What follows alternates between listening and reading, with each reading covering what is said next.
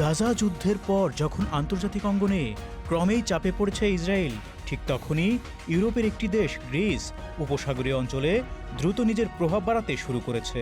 প্রথম দেখায় বিষয়টি স্বাভাবিক মনে হতে পারে, জ্বালানি, বিনিয়োগ আর বাণিজ্য, এসব কারণেই হয়তো গ্রিস, সৌদি আরব, সংযুক্ত আরব আমিরাত কিংবা কাতারের সঙ্গে সম্পর্ক জোরদার করছে। কিন্তু গল্পটা কি এতটাই সহজ? বিশ্লেষকদের দাবি, গত কয়েক বছরে গ্রিসের এই অগ্রযাত্রা একই সঙ্গে দুটি লক্ষ্যের দিকে এগিয়েছে: ইসরায়েলের সঙ্গে আরও ঘনিষ্ঠ সামরিক জোট এবং তুরস্কের প্রভাবকে সীমিত করার চেষ্টা।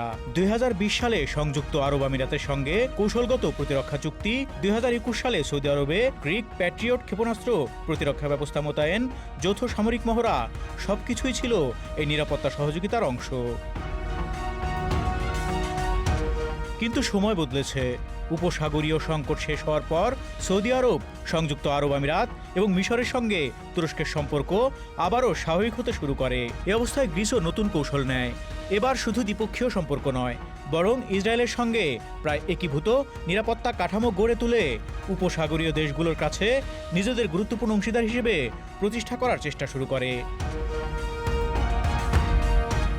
ইতোমধ্যে ইসরায়েলের উন্নত আকাশ প্রতিরক্ষা প্রযুক্তি গ্রহণ করেছে গ্রিস। শত শত কোটি ডলারের প্রতিরক্ষা প্রকল্প বাস্তবায়ন করছে। ইসরায়েলি প্রতিষ্ঠান গ্রিক পাইলটদের প্রশিক্ষণ দিচ্ছে।